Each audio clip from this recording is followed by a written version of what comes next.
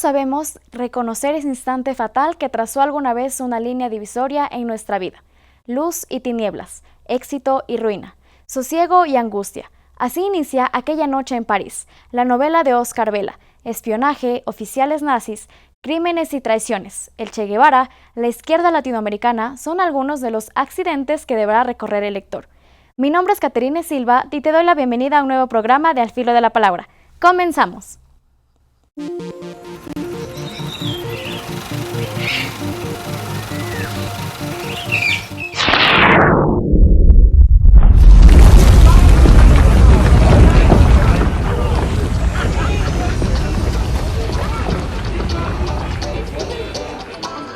Al Filo de la Palabra.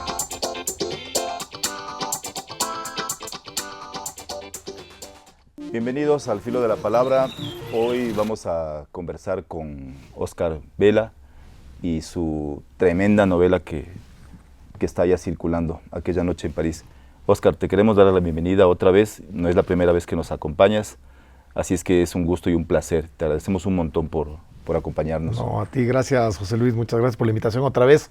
Un gusto estar con ustedes nuevamente. Gracias, Óscar. Bueno, antes de empezar con el diálogo sobre tu novela, queremos conocerte un poquito más y vamos a presentar un video para mostrarles algo más de Óscar Vela.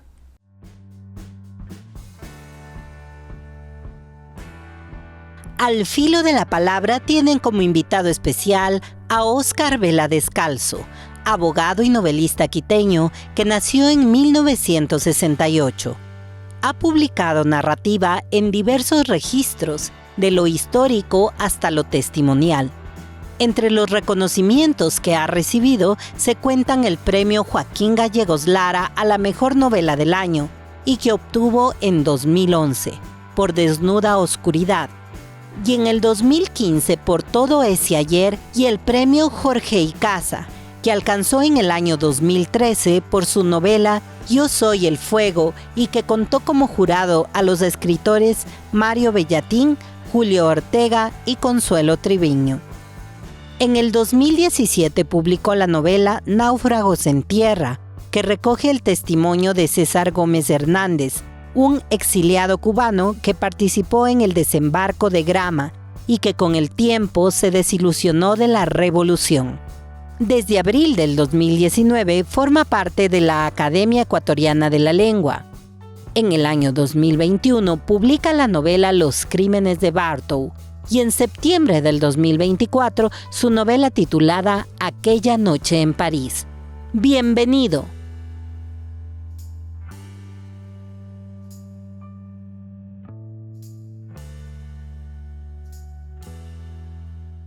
Aquella noche en París tiene una génesis, ¿no? Hay, de lo que sabemos, mucha investigación tuya, archivos, documentos desclasificados que revisaste.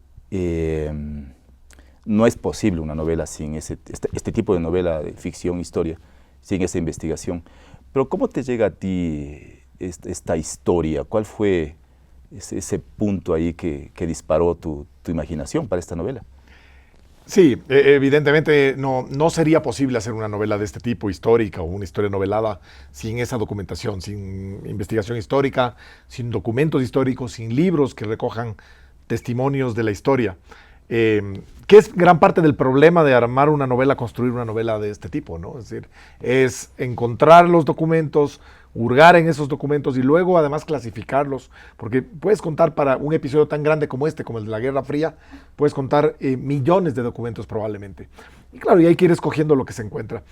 La aproximación a esta novela, Aquella noche en París, fue a raíz de una conversación con un amigo, un buen amigo mío que es funcionario de Naciones Unidas, de Derechos Humanos. Él trabaja en Derechos Humanos en Naciones Unidas desde hace muchos años, es ecuatoriano.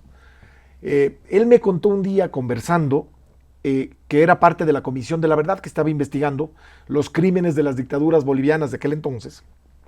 Y entre todos los crímenes que estaba investigando, había uno en particular que era el de una chica que se llamaba Mónica Earl. Mónica Earl es la hija de un nazi que se vinculó con la izquierda, extrema izquierda latinoamericana desde muy jovencita. Era una admiradora del Che Guevara. Y Mónica Earl vengó de alguna forma la muerte del Che Guevara en La Higuera en 1967, pero no tanto la muerte del Che, sino que vengó a la persona que ordenó cortarle las manos al Che Guevara cuando ya había sido ejecutado en La Higuera. Este señor era nada más y nada menos que Roberto Quintanilla, un agente de la CIA vinculado con la extrema derecha, con las dictaduras militares, un criminal que terminó siendo cónsul de Bolivia en Hamburgo. Y en Hamburgo, en el consulado de Bolivia, en la oficina de él, en el despacho consular, Mónica Earl en 1973 lo ejecutó, lo mató con 3 tiros. Y vengó de alguna forma esta historia. Claro. Ahí arranqué y conocí la historia. Oye, una curiosidad, estos documentos desclasificados, claro, en su momento son décadas que permanecen en total secreto, ¿no? ¿Cuál es la motivación para que les desclasifiquen? ¿Tú sabes algo de eso? A ver, se dice que todos los documentos que son ultrasecretos, tachados de secretos, de clasificados, etcétera, son documentos de seguridad nacional de los distintos países. Todos los estados del mundo, todas las naciones del mundo tienen los documentos que les llaman ellos secretos, confidenciales, etcétera, que de alguna forma podrían atentar contra la seguridad nacional. Evidentemente, en medio de conflictos, Segunda Guerra Mundial, etcétera, se produjeron millones de documentos clasificados.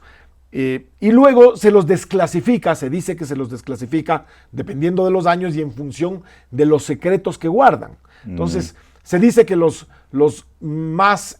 que contienen mayores secretos, mayores temas que pudieran haber comprometido la seguridad de un Estado, se desclasifican después de 50 años. Yo no creo tanto en esto, la verdad. Hay documentos hoy desclasificados que encuentras en el internet de la CIA, de la KGB, de Estados Unidos. Es decir, todo lo que tú quieras puedes buscarlo y hoy lo encuentras. Ya hay documentos desclasificados. Sin embargo, yo creo que se desclasifica muy poquito de lo que en realidad llegó a suceder. Yo cuento en la novela y digo, ¿quién sabe si lo que estamos leyendo es apenas una pequeña parte, fragmentos de lo que sucedió en realidad, y hay muchas cosas que no se desclasificarán jamás. De todas formas, esto ayuda, estos documentos desclasificados me ayudaron en este caso a mí a construir los personajes de la novela, a ver los perfiles de los asesinos, sobre todo de los 2 nazis que son parte de esta historia, Klaus Barbie y Walter Rauff, y además de los espías, ¿no? De los espías que participan en toda esta historia. Claro, es fascinante este mundo que recreas en esta novela.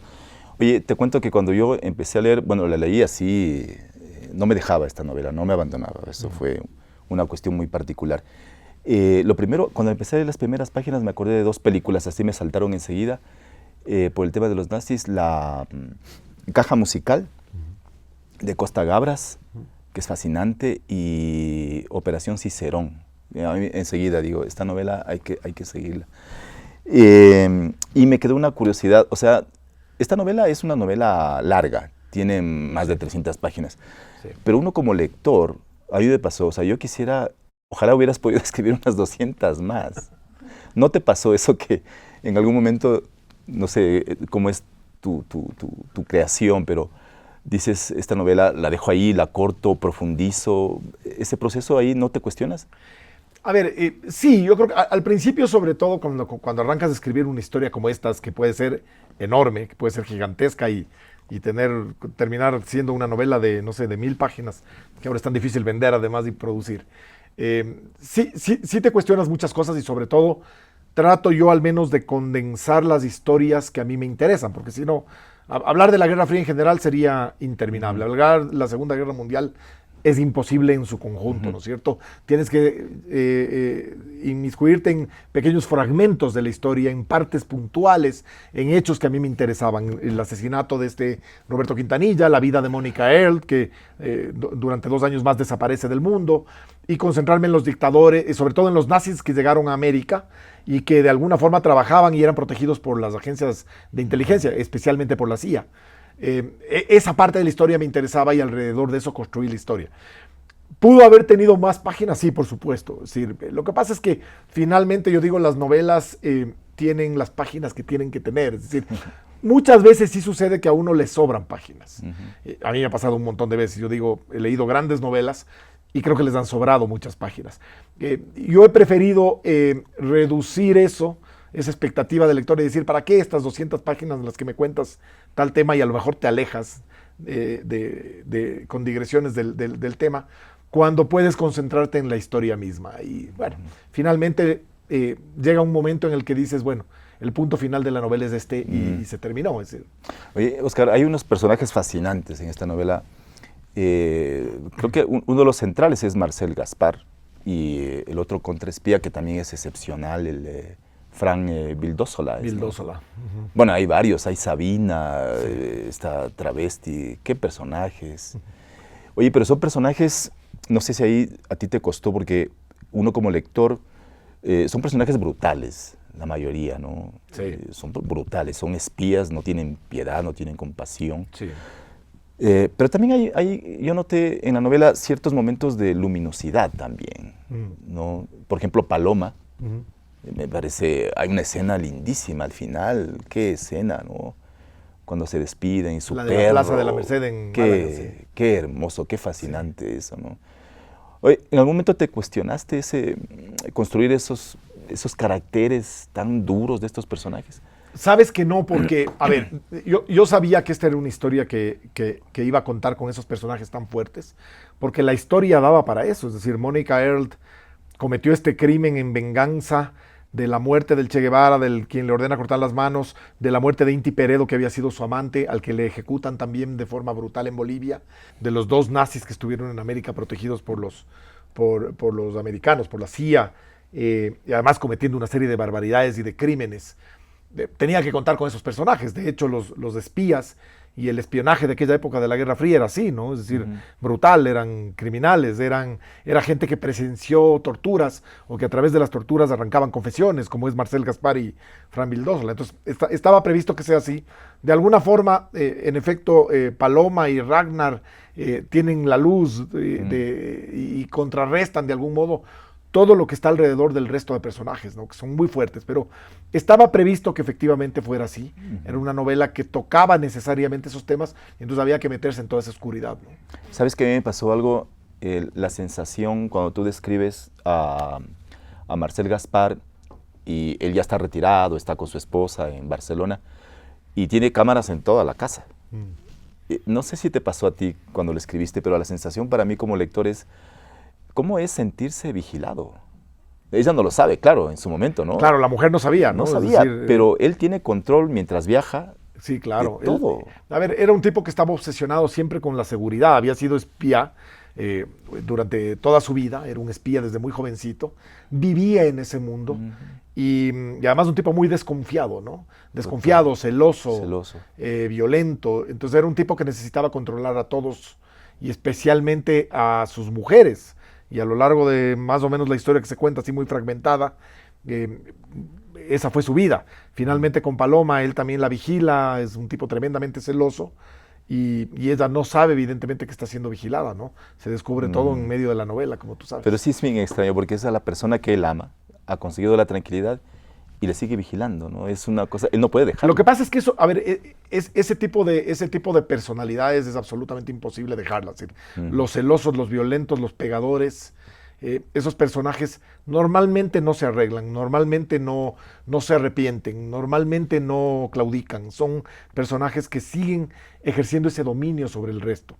Y ese es Marcel Gaspar, y te lo demuestra hasta el final. No vamos a contar el final de la novela, pero él sigue demostrando hasta el final cómo él es capaz de dominar no solo a ella, sino a su expareja, a todas las situaciones. De eso se trata un poco la personalidad de él, ¿no? Oye, y el otro personaje, Frank Vildósola, también es bien particular, es fuerte ese personaje porque, claro, él trabaja en ambos bandos, ¿no? Él es un espía doble y es el personaje más sinuoso de todos, ¿no? El más complejo probablemente, porque trabaja entrega para a sus todos, compañeros.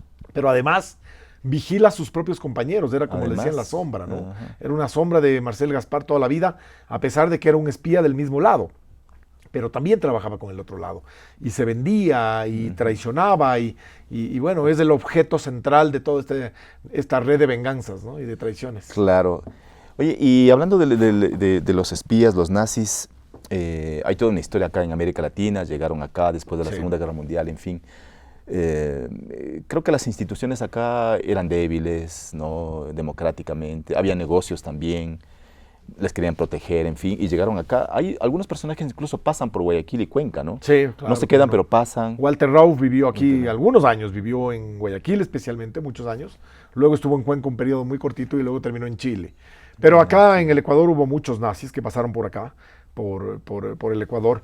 Buena parte de ellos se quedaron e hicieron sus vidas acá, borraron sus pasados y finalmente se insertaron en la sociedad. Lo particular de esta historia es que tanto Klaus Barbie como Rauf vienen acá, vuelven acá, escapan de la guerra, de todas las atrocidades que habían cometido, pero siguen cometiendo los crímenes brutales que cometen hasta el final. Y se convierten especialmente en los asesores de tortura y en los criminales al servicio de Pinochet en Chile y de los dictadores bolivianos, de Banzer y de compañía en Bolivia, ¿no? Oye, pero así como una panorámica general, esta presencia de estos espías, nazis, en fin, ¿afectaron realmente el contexto latinoamericano en cuanto a tomar decisiones? Bueno, de hecho, ellos están ahí, como tú has dicho, ¿no? En este tema de las torturas, el espionaje, la guerrilla, en fin. Pero ¿su presencia fue así determinante en algún momento en América Latina? Yo no sé si llegó a ser determinante. Tal vez la de Rauf en Chile algo más, porque se vinculó muy fuertemente con Pinochet y buena parte de los episodios de Colonia Dignidad, de este enclave alemán en Chile que tiene películas y del que se ha hablado tanto, los protagonizaba él. Él era el que ejercía las torturas y arrancaba las confesiones de allí. Barbie también tiene un protagonismo especial en Bolivia durante las dictaduras militares, era muy allegado a todos los dictadores. Y ahí operó y allí funcionó sobre todo los inicios, los prolegómenos del Plan Cóndor. Y él tuvo cierta influencia en esto, pero más allá que eso, no. Es decir, participaron evidentemente en crímenes, en torturas, no sé si con una incidencia mayor en lo geopolítico, no creo que tanto. Sin embargo, lo que se descubre aquí en esta historia de alguna forma, que era algo que se había escuchado a breves rasgos, era que terminaron huyendo y llegaron a América protegidos y encubiertos siempre por la Central de Inteligencia, por la CIA, y así fue efectivamente. Alan Dulles, con esa visión que tenía el tipo cuando creó la CIA, se los trajo a América para luchar contra lo que iba a ser la siguiente guerra de ellos, que era la Guerra Fría, la guerra contra la Unión Soviética, y para eso los tuvieron aquí encubiertos y protegidos durante toda su vida prácticamente. Oye, y para mí cautivante también fue Mónica Ert. Ahí, bueno, en la novela es Imilla, creo que es la... Claro, ese era su seudónimo. Su seudónimo, ¿no? Pertenece a la guerrilla. Guerrillero, sí. Le elimina a Quintanilla, ¿no? Claro, le mata a Roberto Quintanilla en 1971 en el consulado de Hamburgo, que es una escena de película, ¿no? La verdad es que cómo hizo todo y cómo preparó el crimen es una escena espectacular.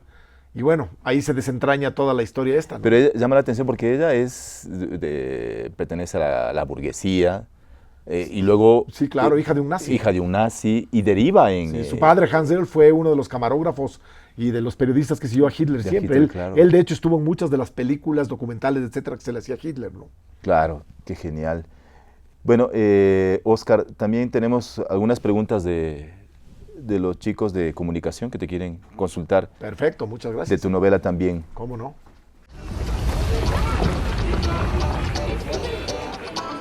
Al filo de la palabra.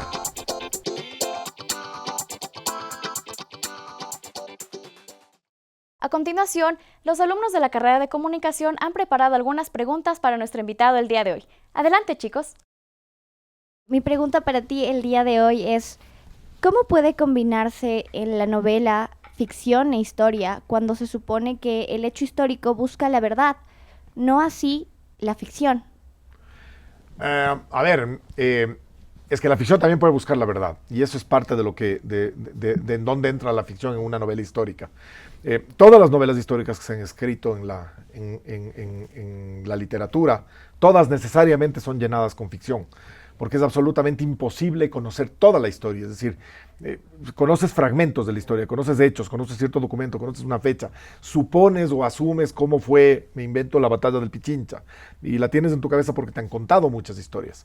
Luego, cuando alguien escribe sobre ese hecho, tiene que rellenarlo con ficción y tiene que contarte cómo él probablemente lo ve, cómo lo entiende, cómo hablaba Sucre. En este caso, cómo hablaban los personajes de esta historia, Mónica Ert, Klaus Barbie, Walter Rauf, etc. Entonces, la ficción es necesaria, fundamental, para contar la historia y para entrar en la historia. no en la historia pura, no en la historia que nos cuentan los libros de historia o los libros de texto. Esa historia evidentemente no puede ser rellenada con ficción, es fechas concretas y te van a decir, no, en 1789 se produjo la Revolución Francesa. No te puedes inventar mayor cosa. Está contado cómo se produjo, a quién guillotinaron, contra quién fue, contra los reyes de entonces. Entonces te van a contar la historia de María Antonieta. Pero si tú cuentas la vida de María Antonieta desde el lado de una historia novelada, vas a tener que inventarte muchísimas cosas. Por ejemplo, las escenas íntimas de María Antonieta. ¿Dónde están documentadas las escenas íntimas? En ningún lugar. ¿Cómo pensaba y cómo conversaba con su gente? ¿Qué pensaba del pueblo? Ese tipo de cosas necesariamente las tiene que rellenar la ficción y es parte de lo que significa o implica escribir una novela de literatura, una ficción histórica o una historia novelada. Muchas gracias. Bueno, yo quisiera preguntar, ¿cuál es su evaluación en general de ese momento histórico que aparece en su novela llamado Izquierda Latinoamericana? A ver, es un pequeño momento, digamos, el de la izquierda latinoamericana, el que yo toco en esta novela, que es básicamente en el periodo de la Guerra Fría. Estamos hablando más o menos de entre el año 66, 67, cuando se produce lo del Che Guevara. Ahí entra con mucha fuerza esa izquierda latinoamericana a través de los movimientos guerrilleros que intentaron de alguna forma o teóricamente se iban a sumar a la gran idea, a la loca idea esta del Che Guevara de la revolución. Finalmente no se sumó casi nadie, se quedó abandonado, se quedó solo y por eso lo atrapan y lo ejecutan en la higuera en Bolivia en 1967. Pero de algún modo la izquierda latinoamericana fue el puntal de lucha, de confrontación contra todos los gobiernos dictatoriales de entonces, sobre todo con los gobiernos, con las dictaduras militares, en Bolivia, en Paraguay, en Brasil, en Chile, en Perú, en Ecuador también, mucho menos. Pero fue la izquierda latinoamericana la que de alguna forma confrontaba a esos gobiernos guerrilleros, esas dictaduras militares de entonces. Y esto es parte efectivamente de aquella Guerra Fría. En la Guerra Fría no hay que olvidarse que la lucha grande, la lucha importante, era entre los Estados Unidos, que acababan de ganar también la Segunda Guerra Mundial, y la Unión Soviética, que era el otro ganador de la Segunda Guerra Mundial, junto con Inglaterra. Cuando se termina la Segunda Guerra Mundial, la Unión Soviética empieza a copar espacios en Europa. Se crea el muro de Berlín, se crean todos los estados soviéticos, los que formaban la Unión Soviética, y comienza a ocupar espacios. Cuba ya había tenido una revolución y se convierte en un bastión del comunismo.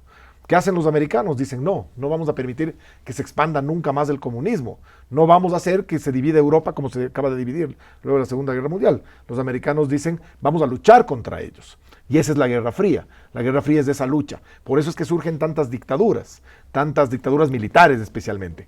Contra ellas luchó de alguna forma esa izquierda latinoamericana. Mi pregunta para ti es, ¿cómo fue la participación del Ecuador en cuanto a la presencia de personajes nazis y de grupos revolucionarios latinoamericanos? Respecto de los grupos revolucionarios latinoamericanos, yo te diría que bastante incipientes, es decir, hubo evidentemente acá movimientos comunistas, movimientos estudiantiles, ese tipo de cosas, pero muy incipientes, muy fragmentados, eran muy débiles. Además, las dictaduras ecuatorianas militares eran las dictablandas, se les decía, se burlaba la gente, no había realmente dictaduras como tal. Efectivamente, no eran gobiernos democráticos, pero no había dictaduras y no había mayores abusos ni crímenes entonces en el Ecuador. Por lo tanto, tampoco la respuesta era tan fuerte. Luego se crea un pequeño movimiento, una pequeña guerrilla alrededor de los años 80, la época de León Febres Cordero, Alfaro vive carajo, todos hemos escuchado de esta historia. Y ese incipiente movimiento terrorista guerrillero es aniquilado casi por completo o por completo. Por el propio gobierno de León Febres Cordero. Se ha hablado mucho de esto, de arbitrariedades, de crímenes, de todo eso. Probablemente los hubo, sin duda, no tengo duda de eso, pero finalmente se acabó también con ese pequeño movimiento guerrillero que surgió entonces. Y respecto de los nazis, por acá circuló Walter Rauff, que es uno de los personajes de la novela. Walter Rauff vivió en Guayaquil durante muchísimos años, hasta que lo descubrieron. Él estaba encubierto con un nombre falso y una señora judía lo descubrió en una de las empresas en las que él trabajaba en Guayaquil. Le dijo, tú eres Walter Rauff, yo sé quién eres el mentalizador, el creador de los camiones de gas para gasificar a los judíos y matarlos en el transporte. Y él era el creador de esto, el mentalizador, efectivamente. Y claro, el tipo se asustó, desapareció unos días en Cuenca, estuvo viviendo con una familia que lo acogió, y finalmente llegó un agente de la CIA y se lo llevó, y lo terminaron recluyendo en Chile, en donde vivió toda su vida, hasta 1984, en donde murió por muerte natural. Ese es un poco el paso de estos personajes por Ecuador. Gracias. Gracias, Oscar. Oye, volviendo a los personajes de tu novela, es fascinante también Sabina, ¿no? Esta travesti termina operándose, es una mujer, Sí. una hermosa mujer además, ¿no? ¿Ahí tuviste algún punto de partida en la realidad? ¿Cómo le conseguiste ese personaje? Sí, sabes que fue, yo te diría que el personaje más complejo de todos, ¿no? Sabina, yo tenía la historia muy, muy vaga, muy nebulosa, de una espía que había sido homosexual, que tenía mucho éxito siendo homosexual, haciendo espionaje en aquella época, y que en 1974 se transformó en mujer. Se hizo mujer y se operó completa, y luego evidentemente al ser mujer se convirtió todavía en una espía más exitosa aún. Claro. Esta espía trabajaba para las Brigadas Rojas, para la guerrilla o los movimientos de izquierda comunista de Europa, financiada evidentemente por gente de muchísimo dinero que la auspiciaba. Entonces era un personaje bastante nebuloso, y yo tuve que recurrir a una persona real, auténtica, que me contara y me explicara el proceso ese de transformación de un hombre a una mujer, o viceversa. Este era el caso de un hombre a una mujer. Así que conocí a una persona, ahora es una buena amiga mía, es una mujer que nació hombre, estudió en un colegio de Quito, ahora es una profesional exitosa, es modelo, y se dedica además a hacer vestidos de muñecas. Es una mujer muy exitosa.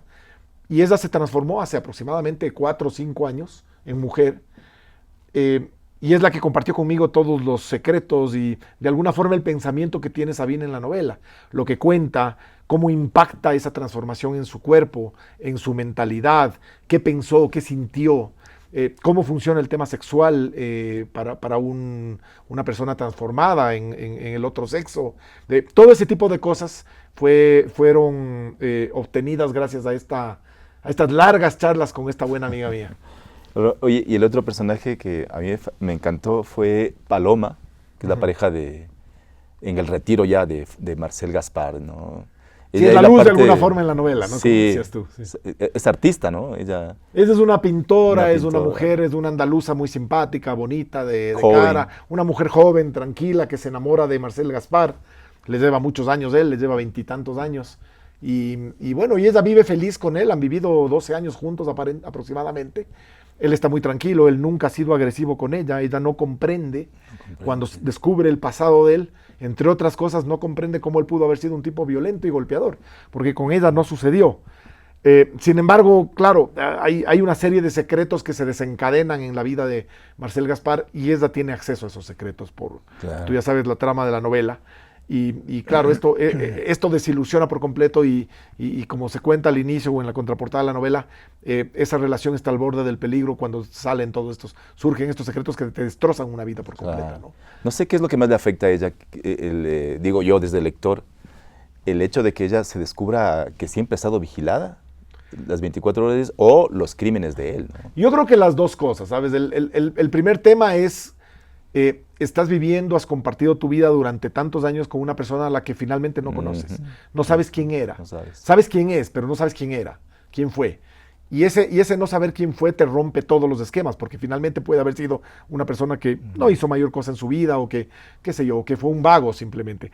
Pero un criminal, una persona que estuvo en tantos crímenes, una persona que cometió tantas atrocidades, una persona que ha sido parte de esa historia negra de la Guerra Fría, te rompe todos los esquemas y dice, bueno, ¿con quién estoy durmiendo? ¿Con quién vivo? Eso uno. Y por otro lado, descubrir que esa persona en la que confiabas plenamente no confiaba en ti, o desconfiaba de tal forma que te tenía vigilada las 24 horas del día, y todavía seguía siendo un hombre celoso, violento, maltratador, etcétera, etcétera. Creo que es parte de lo que ella descubre y se desencanta. Se desencanta. Oye, y creo que ese es uno de los temas profundos de la novela, bueno, primero está ahí evidente la doble vida, ¿no? Pero, Sí, claro. pero también ahí creo que está el tema de la condición humana. No sé Sin si ahí duda. tú lo trabajaste, digamos, muy conscientemente, porque claro, en el caso del personaje él se presenta con toda la luz, ¿no? Enamorado, una vida tranquila, pero ahí está la noche, ¿no? Las tinieblas de todo ser humano. Y yo digo, de alguna forma en estos personajes son mucho más marcadas esas tinieblas, ¿cierto? Lo que tú dices, la condición humana. Los seres humanos estamos hechos en nuestra esencia del bien y el mal, porque así es, el bien y el mal afloran, unos más que otros, dependiendo de las circunstancias de la vida que hemos tenido, de la misma personalidad de una persona. En estos personajes muy fuertes, como son estos espías, como son los nazis, como son los criminales, evidentemente hay un predominio de esa esencia oscura, ¿no? De esa esencia de maldad.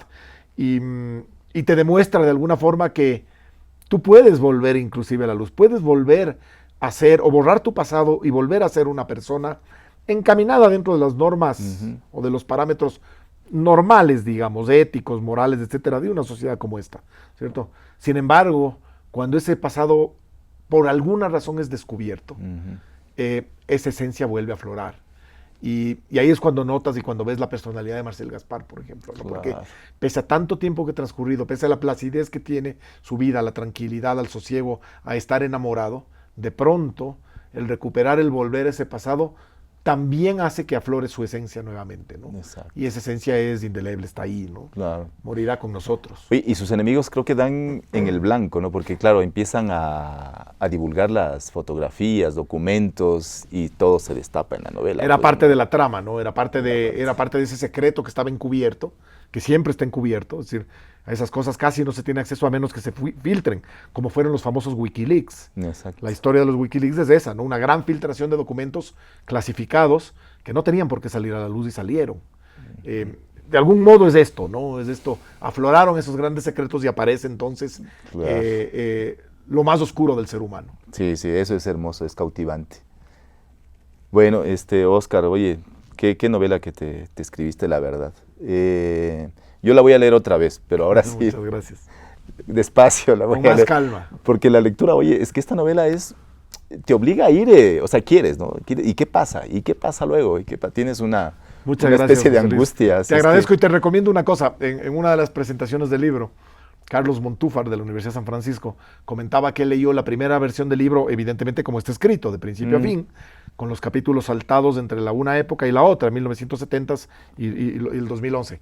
Y que la segunda lectura la hizo cronológicamente. Ah, vaya. Y que fue muy interesante. Y claro, cuando ya descubres el final de la historia, cuando ya sabes dónde se entrelazan las dos historias, que es prácticamente hacia el final, entonces, al conocer ese final, probablemente ya quedas en libertad de leerla cronológicamente. Claro. Sí. Sí. Y para Carlos había sido una experiencia muy interesante. Así que sí. Bueno, a mí particularmente no me molesta saber los finales. No tengo ningún problema. Me puedo ver en las películas, en los libros. No tengo lío. No me molesta para nada. Bueno, Óscar, te agradezco un montón. Muchas gracias. Gracias a por ustedes, tu muchas tiempo, gracias por la venir. entrevista. A ti, José Luis, otra vez. Queremos cerrar el programa con una breve conclusión de lo que hemos conversado hoy, Óscar. Y otra vez, mil gracias por acompañarnos. Muchísimas gracias a ustedes. Realidad y ficción se cruzan siempre para darnos una visión más compleja de la vida. Por eso es fundamental el encuentro constante con la literatura. Los hechos de la realidad adquieren en la novela un horizonte más amplio, lejos de los prejuicios y discursos ingenuos y absolutos. La novela de Óscar Vela presenta un mundo complejo en un momento histórico en Latinoamérica que marcó su perfil político y cultural. Mi nombre es Caterine Silva y esto fue un programa más de Al Filo de la Palabra. Nos vemos en una próxima ocasión.